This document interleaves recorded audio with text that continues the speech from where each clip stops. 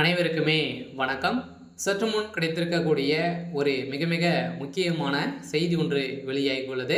சற்று முன் 2026 தேர்தலில் விஜய்க்கு போட்டியிட தடை, நீதிபதி பரபரப்பு தீர்ப்பு, இது மாதிரி பார்த்தீங்கன்னா செய்திகள் வெளியாயிருக்கு.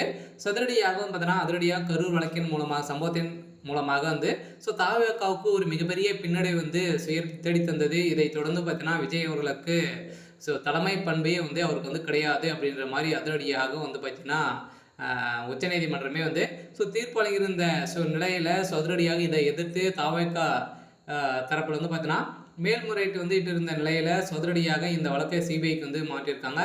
இதன் அடிப்படையில் அதிரடியாக இதற்கு அனைத்துக்குமே தாவேகா தான், தமிழக வெற்றி கழகம் தான் பார்த்தீங்கன்னா இதற்கு பொறுப்பேற்க வேண்டும் அப்படின்ற மாதிரி இப்போ போட்டிருக்கக்கூடிய இந்த உத்தரவின் அடிப்படையில் அதிரடியாக விஜய் அவர்களுக்கு வருகின்ற சட்டமன்ற தேர்தலில் போட்டி இடத்திற்கான தடை விதிக்க போகிறதாகவும் ஒரு தகவல் வெளியாக இருக்குது. சில இந்திய தேர்தல் ஆணையமும் பார்த்தீங்கன்னா அதிரடியாக இந்த கட்சிக்கு அங்கீகாரம் இன்னுமே முழுமையான அதிகாரங்கள் வழங்கலை அப்படின்ற மாதிரி குற்றச்சாட்டுகளும் வச்சுருக்காங்க.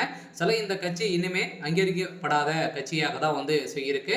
இருந்தாலுமே இந்த வழக்கின் அடிப்படையில் தனித்து போட்டியிடுவதற்கான தடை விதிக்கப்படுகிறது. சில பார்த்தீங்கன்னா ஒரு மிகப்பெரிய கூட்டணிகள் வைக்கலாம் அப்படின்ற மாதிரியும் ஒரு பேச்சுவார்த்தைகள் இருந்தாலுமே இந்த 2026 தேர்தலில் விஜய் போட்டியிட தடை விதிக்க போகிறதாகவும் ஒரு தகவல் வெளியாக இருக்குது. இப்போ இந்த சிபிஐ விசாரணையில் ஒரு மிகப்பெரிய சம்பவம்லாம் நடந்திருக்கு. சில பார்த்தீங்கன்னா விஜய் அவர்கள் எதனால் இவ்வளோ லேட்டாக வந்திருக்காரு அப்படின்ற மாதிரி ஆராய்ந்து பார்த்ததில் இப்போ ஒரு மிகப்பெரிய சம்பவம் சிக்கியிருக்கு. சில பார்த்தீங்கன்னா அவர் நல்லா சாப்பிட்டு வீட்டில் இருந்திருக்காரு அப்படின்ற மாதிரி தான் இப்போ தகவல்களுக்கு கூட்டம் கூட தான் நம்ம போகணும் அப்படின்ற மாதிரி பார்த்தீங்கன்னா இது மாதிரி பேசிக்கொண்டு அவங்க வீட்லேயே லேட்டாக தான் கிளம்பியிருக்காங்க அப்படின்ற மாதிரி இப்போ குற்றச்சாட்டுகள் எழுந்திருக்கு. இந்த குற்றச்சாட்டின் அடிப்படையில் அதிரடியாக 2026 தேர்தலில் விஜய் அவர்களுக்கு எதிர்ப்புகள் வரலாம். அதே மாதிரி பார்த்தீங்கன்னா விஜய் அவர்களுக்கு அவ்வளோ வரவேற்புகள் இருந்தாலுமே இப்போ நடந்திருக்கக்கூடிய சம்பவத்தின் அடிப்படையில் விஜய் அவர்கள் இனிமே பார்த்தீங்கன்னா பரப்புரையில் ஈடுபடாமல் தான் இருக்காரு. இருந்தாலுமே இதுக்கு தடை விதித்திருக்காங்க. சொல்ல விஜய் அவர்கள் எப்படி பிரச்சாரம் செய்ய போகிறாரு அப்படின்ட்டு ஒரு மிகப்பெரிய கேள்விக்குறியாகவே இருக்குது. இதன் அடிப்படையில் தான் அதிரடியாக விஜய் அவர்கள் பார்த்தீங்கன்னா முடிவு செய்திருக்கோம். 2031